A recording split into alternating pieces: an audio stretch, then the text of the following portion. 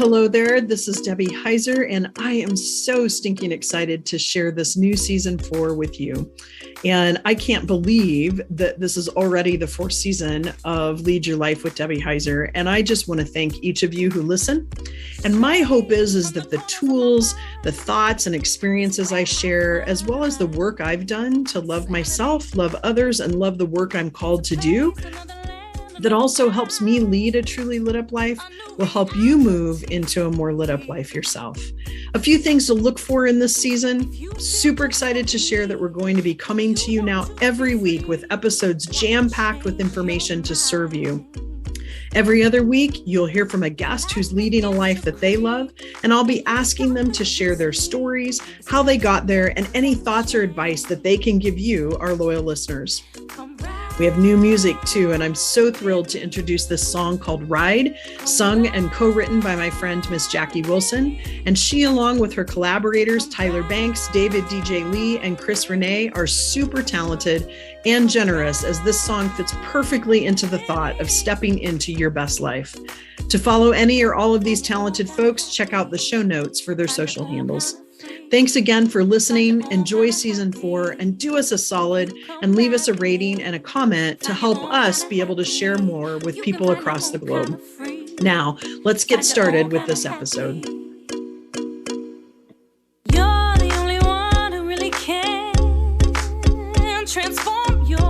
Hello, and welcome back to another episode of Lead Your Lit Up Life with Debbie Heiser. I am your host, Debbie Heiser, and I so appreciate you coming in to listen today. And I know that I've been going through a lot of changes in my business and in my life, and I know that others go through that same thing.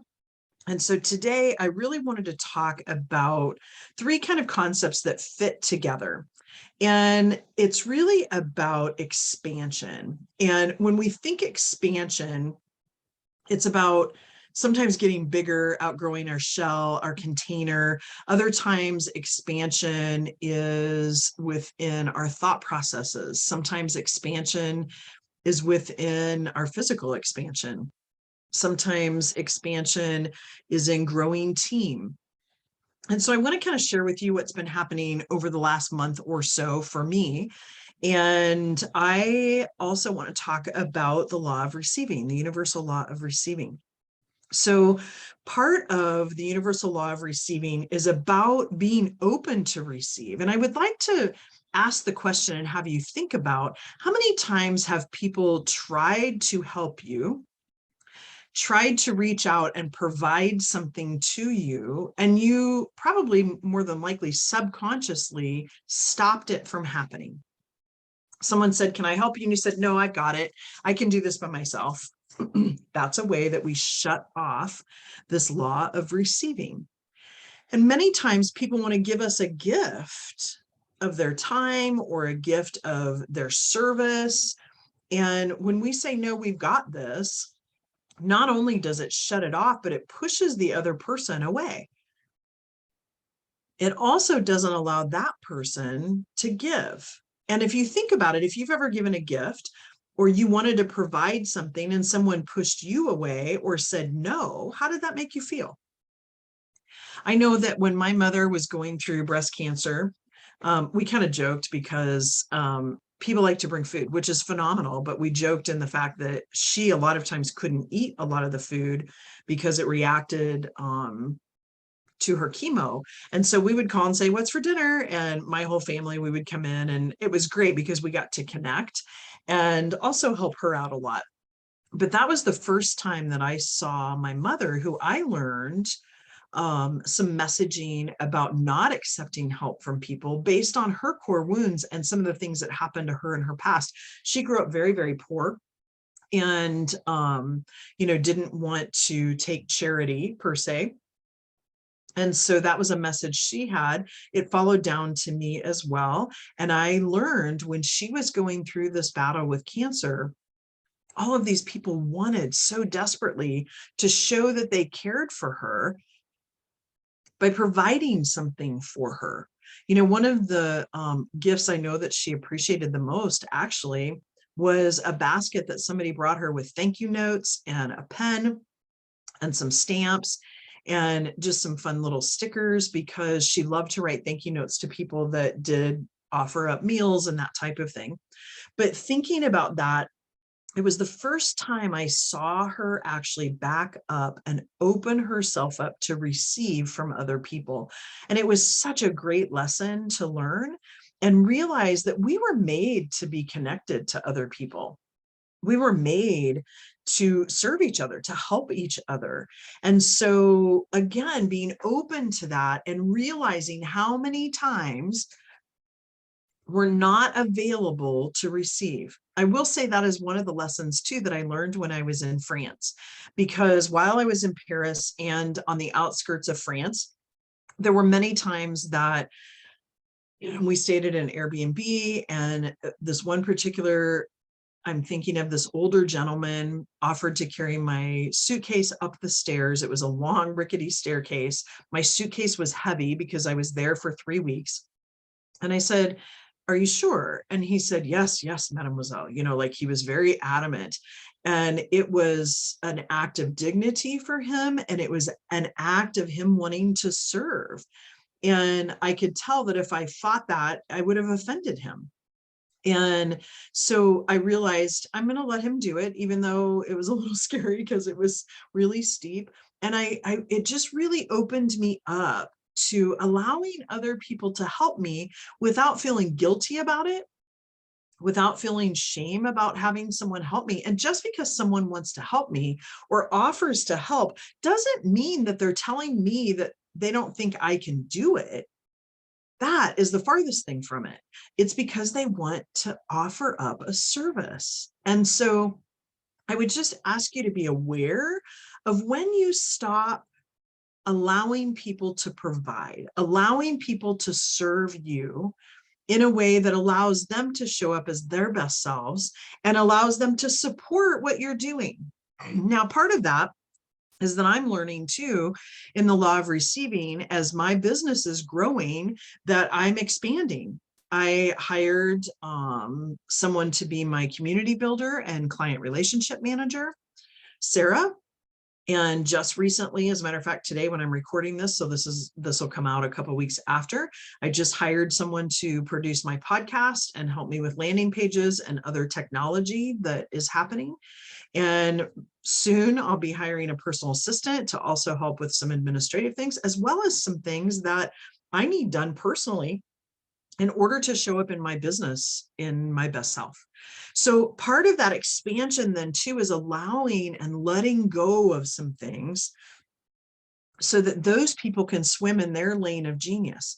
It's interesting, as you all know, I talk pretty openly about my past, and I was married to a dual addict who was clean for 25 years. But I went to Al-Anon, and something someone said one time really stuck with me, and it said, "Everything I let go of has claw marks in it." And I laugh, but there's a lot of truth to that. And so when I think about expansion, and if you own a business or are doing some things too and need some support, it took me a long time to be able to hire a house cleaner to come in and clean my house.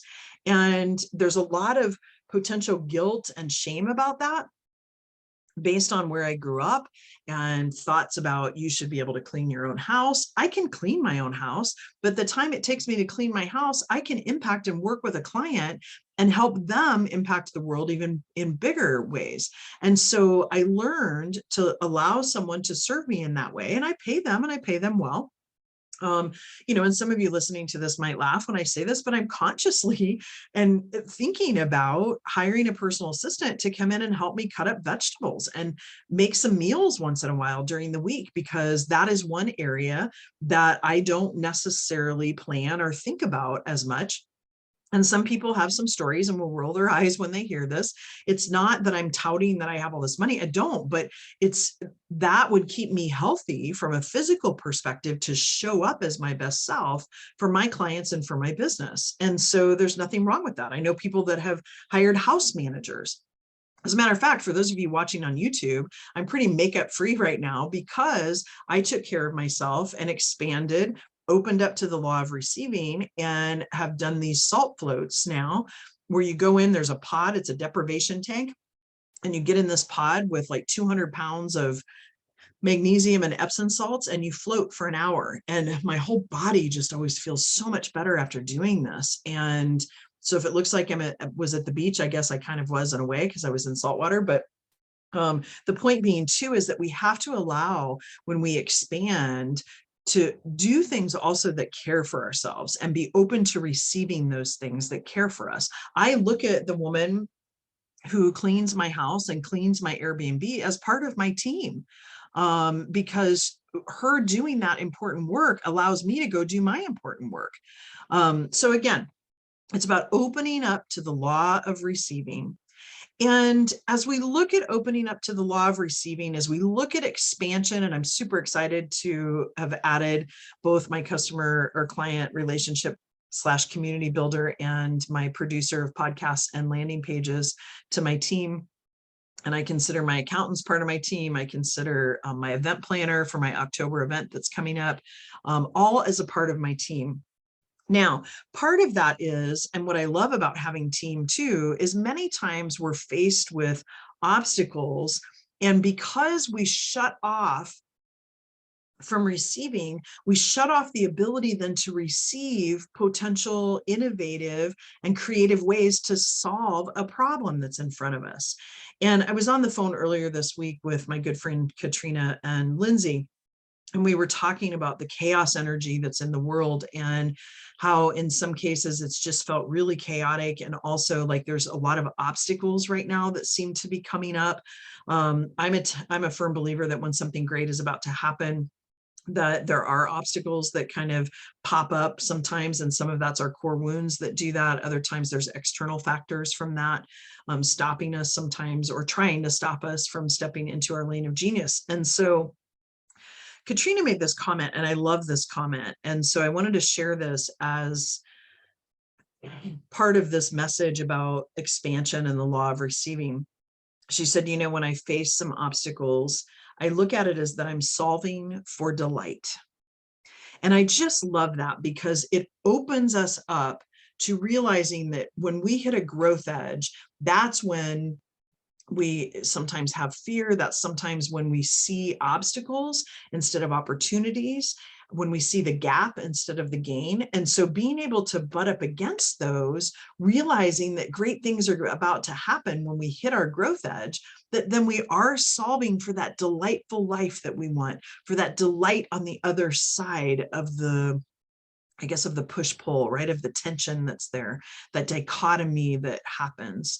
And so I would just challenge all of you as you're listening to think about, when are the times in your life, and even currently, when you have shut off other people giving to you and not opened yourself up to receiving, to be aware of it, not to emulate it or not to focus on it, but then start focusing on those times when you feel yourself constricting and wanting to say no, and not allowing someone to provide for you, to expand and open up and receive from other people, so that you can then go solve, step into what your genius is, solve for delight, and move further into this lit up life that you'd like to have.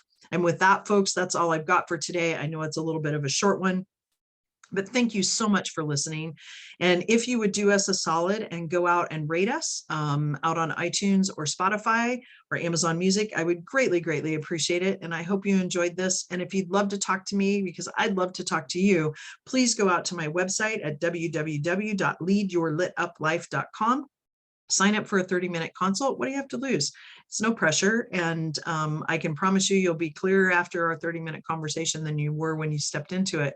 I do want to send out a couple of quick announcements. I have a couple of in-person sales intensives, one happening in Coeur d'Alene, Idaho on September 12th, and one happening in Sandpoint, Idaho on September 15th.